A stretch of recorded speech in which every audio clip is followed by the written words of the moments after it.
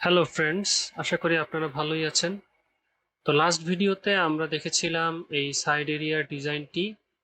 এই ভিডিওতে আমরা এই সংখ্যাগুলোকে ডাইনামিক করব। আমাদের এই ডাটাবেজে যে সংখ্যক অ্যাডমিনস, ক্যাটাগরি, কমেন্টস এবং পোস্ট রয়েছে সেগুলোকে আমরা এখানে প্রদর্শিত করব।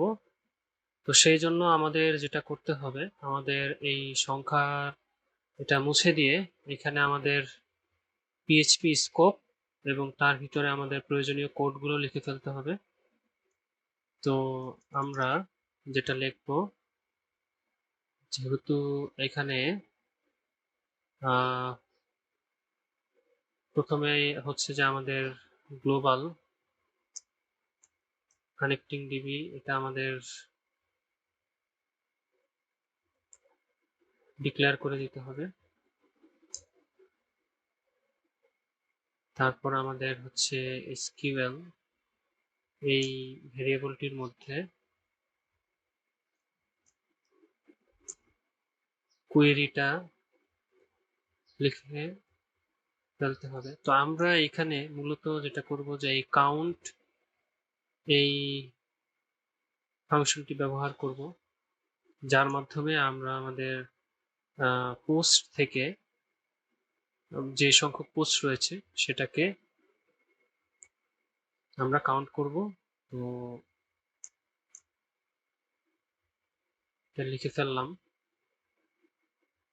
এবং তারপর যেটা হবে যে stmt, এই ভেরিয়েবলটি এর ভিতর এটি হচ্ছে কানেক্টিং ডিবি কোয়েরি ফাংশনটি এবং প্যারামিটার হিসেবে এসকিউএল পাঠিয়ে দিতে হবে।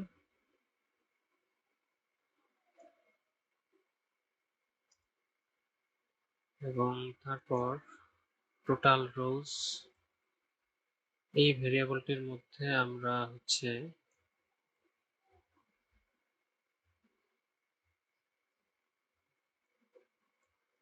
ফেচ করে রেখে দেব।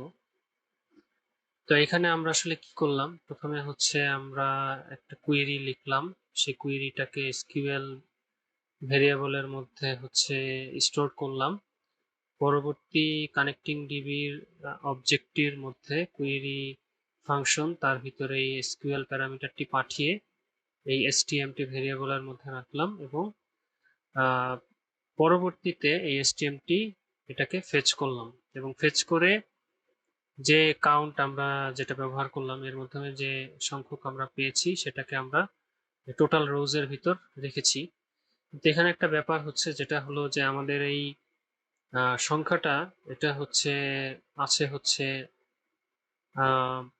সংখ্যায়, কিন্তু এটাকে আমরা অ্যারে আকারে প্রকাশ করব, সেজন্য আমাদের টাইপ কাস্টিং করতে হবে। তো টাইপ কাস্টিং করার জন্য আমাদের যে ফাংশনটি ব্যবহার করতে হবে তা হলো অ্যারে শিফট, এবং এর মধ্যে আমরা টোটাল রোজ এটা পাঠিয়ে দিব। এবং এখানে যদি আমরা এখন এটাকে ইকো করি তাহলে আমরা সংখ্যাটি প্রদর্শিত করতে পারবো। তো চলুন দেখি আমাদের ঠিকঠাক মতো কাজ করছে কিনা।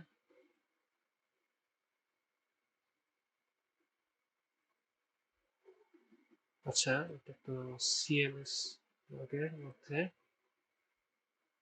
এই পোস্ট 1 2 3 4 5 6, হ্যাঁ আমাদের 6টা পোস্ট এবং ঠিকঠাক মতোই সেটা এখানে প্রদর্শিত হচ্ছে।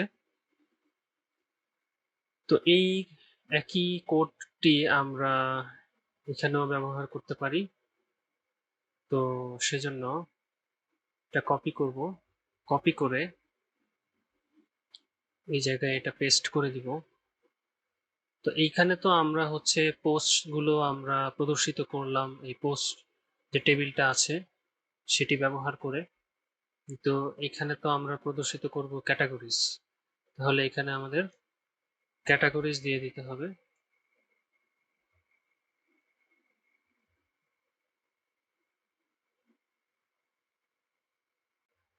তো আমাদের টেবিলটার নাম ক্যাটাগরিজ না, সম্ভবত ক্যাটাগরি, হ্যাঁ ক্যাটাগরি। তাহলে এখানে আমাদের ক্যাটাগরি দিয়ে দিতে হবে। তো দেখি ক্যাটাগরিটা শো হচ্ছে কিনা। 4টা, হ্যাঁ এখানে আমাদের 4টা ক্যাটাগরি আছে। তো এটাও ঠিকঠাক মতোই কাজ করলো। তো একইভাবে আমরা যদি এখানেও এটা ব্যবহার করি, এবং এটা হচ্ছে আমাদের অ্যাডমিনস, আমাদের টেবিলের নাম অ্যাডমিনস ছিল। তো এখানে আমরা অ্যাডমিনস দিয়ে দিতে পারি, এবং এইখানে আমাদের কমেন্টস প্রদর্শিত করবার জন্য এখানে আমরা আমাদের টেবিলটার যে নাম কমেন্টস সেটাও এখানে আমরা লিখে ফেলতে পারি। চলুন দেখি ঠিকঠাক মতো কাজ করছে কিনা।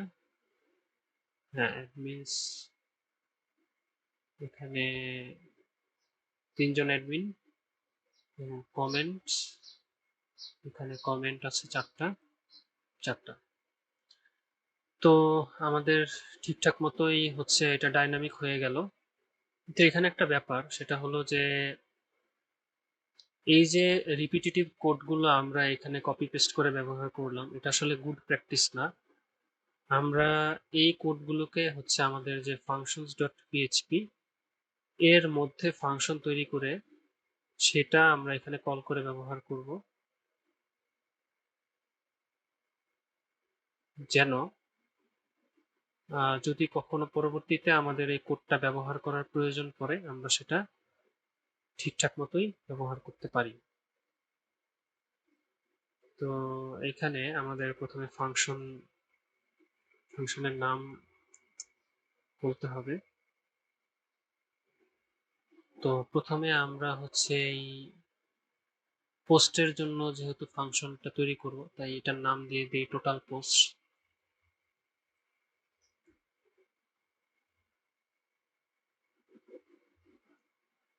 এবং এইখানে এটাকে কপি করে নেই, কপি না আসলে এটাকে কাট করি, তারপর এটাকে এখানে পেস্ট করি।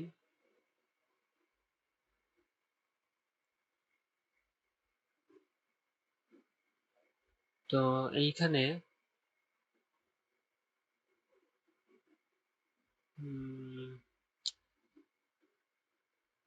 এরপরে যদি আমরা এই ফাংশনটাকে এখানে কল করি, ইকো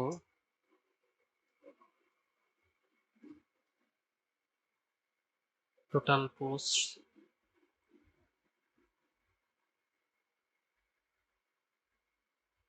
দেখি আমাদের এটা ঠিকঠাক কাজ করছে কিনা। হ্যাঁ, এটা ঠিকঠাক মতোই কাজ করছে। তো এভাবে আমরা বাকি ফাংশনগুলো তৈরি করে ফেলবো। তো চলুন সেটা করা যাক। এখানে পরবর্তী যে ফাংশন ক্যাটাগরি টেবিলের জন্য টোটাল ক্যাটাগরিজ নামে তৈরি করে ফেলি,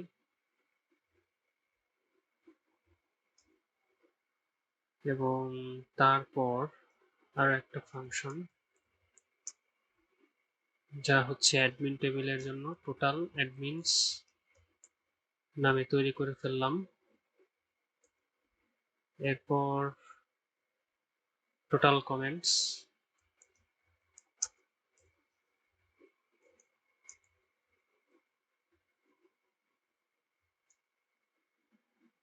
এবং এখন আমরা এই কোডগুলো এখান থেকে কাট করে নিয়ে এসে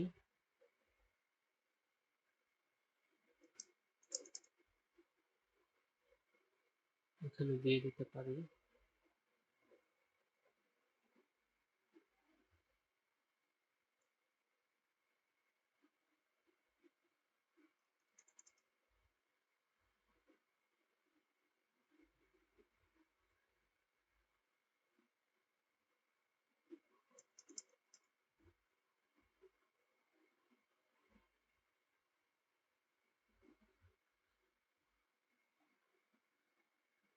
আমাদের ফাংশনগুলো তৈরি হয়ে গেল। তো এখন আমরা শুধু এটাকে ইকো করলেই আমাদের হয়ে যাবে।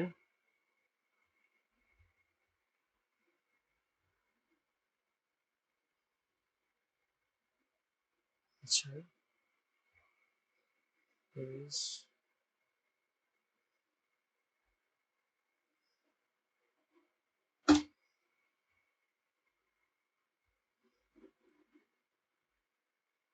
দেখি।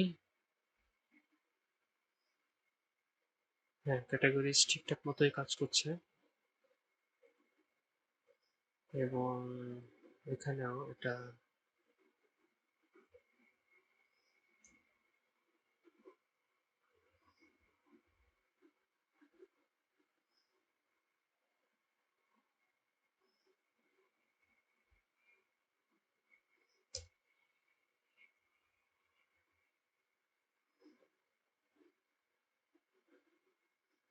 এখানে টোটাল অ্যাডমিনস,